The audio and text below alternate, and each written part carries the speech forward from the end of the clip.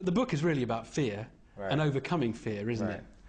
And I just keep thinking fear can be quite good. You know, I don't want to stop. I don't want to stop myself doing silly things. You can have a slight paranoia that helps you be aware of situations, and even in the 48 Laws of Power that Robert wrote, there's some things in there that you might feel like are evil, but you need to be aware of them because someone else's intentions might be very well what that law of power is.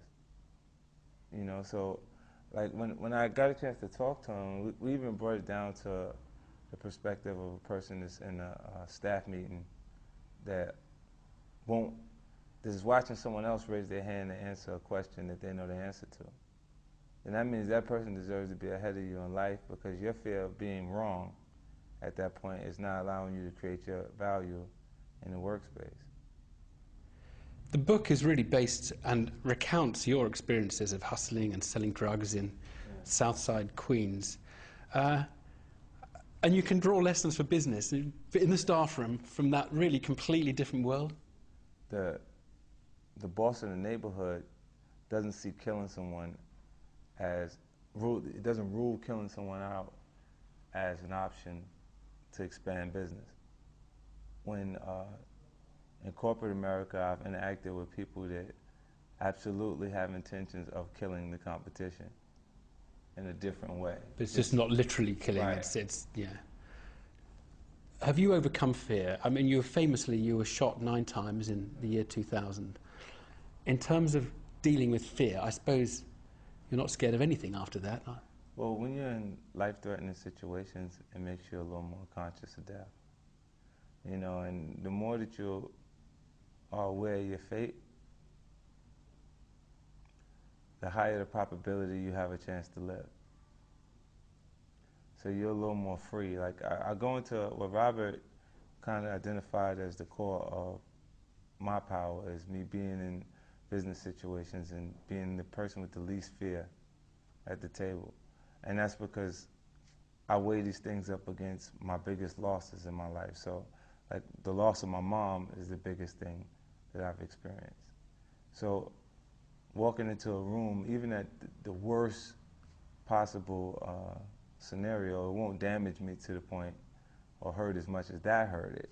So I'll go in there in a secure space, able to speak and ask the questions, and I'd rather feel like I'm unaware for the moment within those quarters than to feel like I'm unaware in a losing situation. I mean, the book does describe some fairly nasty incidents. I mean, just in a chapter about the Hustler King, you slash the face of a rival's assistant who's out to hurt you. Yeah. I mean, looking back on all of that, I mean, how do you sort of feel? Because you've just moved so far away from that now. Yeah, I did. But, you know, like, I think the things you go through make you who you are. So I don't regret those things. I don't regret them because I don't think I'd be who I am today if I wasn't exposed to those situations. If you ask me, those are unfortunate situations that I've had to experience.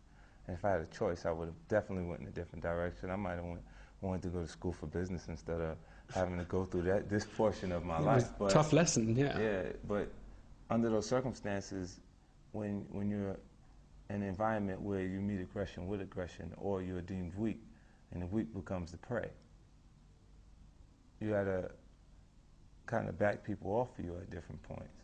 And it really felt like that in that. Literally. Yeah.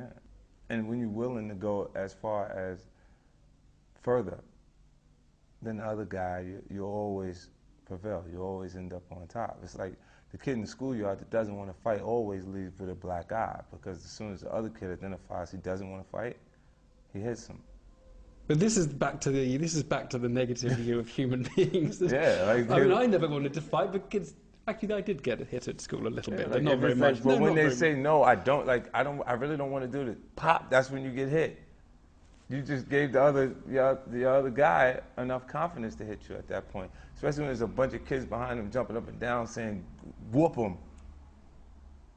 You know, like those experiences from when I was really small, I identify with that.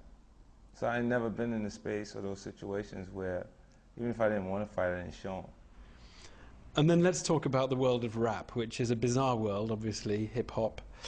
I have to ask you why you have all these beefs with people. You just get into arguments with people all the time, feuds. What's going on? The competitive nature of hip-hop has always been one of the driving forces, one of the elements in the art form that keeps it thriving. The youthful audience that's attracted to it has a low attention span, so it's always out with the old and with the new, as far as they're concerned.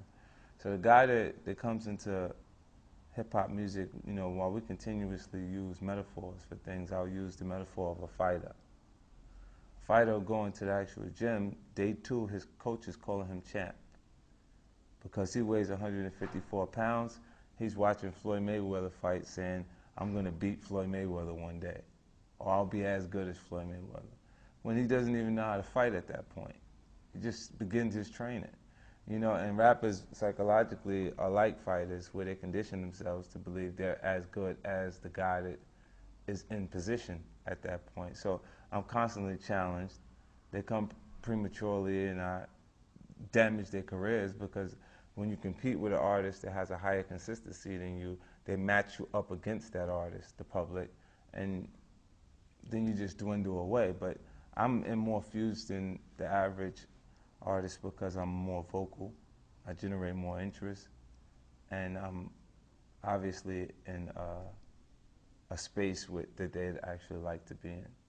See, when the director yells cut, none of my things go away. The big house is still there, the nice cars are there, the attractive women are there. When he yells cut to them, everything goes away. They write the life that they aspire to have, and I'm writing the struggle. I want to ask you a last couple of points. Women and gays. What is it with rappers and women? This is great. You know, You're right, my alley with this. Is this an affectation, the language? No. And the See, you know what it is? Is it ironic or is it serious? Because the song is 3 minutes before you reach an overkill point. You only have enough time to create a description. There's no time to develop cause and effect. There's no time to establish social standards or moral standards.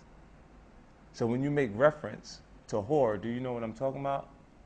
The average woman is out in a nightclub that hears that is not offended by it. Right. Because morally she knows that's not me he's talking about. Right. And they can tell. The Right. people who listen can Exactly. tell the difference. And if you look at female consumers of hip-hop music, while these things are there, they don't have an issue with it. They don't have an issue. I see. So it's people who just dip in and listen to 2 words. Right. So again. now, if you say gays. Right, well, the gays hip-hop was the music. other one, because you just, not you personally, but the world of rap seems obsessed with it. You know what it is? It just seems to be this obsession. So it's the way rappers insult each other, the way Rick Ross insults you as produces a video, your label's G Unit, he mocks Gay Unit and sort of has you in a cartoon. And I mean, it just seems a very odd way to... It's almost as though there's a kind of masculinity thing that's lying at the root of this. Well, So the one fear that you all have is the fear of masculinity, of somehow losing masculinity. Well, yeah, that's a part of it too. Like, from that perspective, to say that you were weaker would be to say that you're actually gay. And you know, I know some gay guys that will whoop Rick Ross's ass. You know, and it's not like with no problem. They're thinking the guy that is weak, that wants to actually be a woman, and then they say, "Oh, you're soft." That's his way of saying you're soft. He's not trying to disrespect gay people. 2 words, what do you fear now in your life? I feel like I can't change, and that's that I'm misunderstood. You know, my confidence is mistaken for arrogance constantly. You know, people don't actually understand my intentions a lot of the time. Because what I've offered is myself.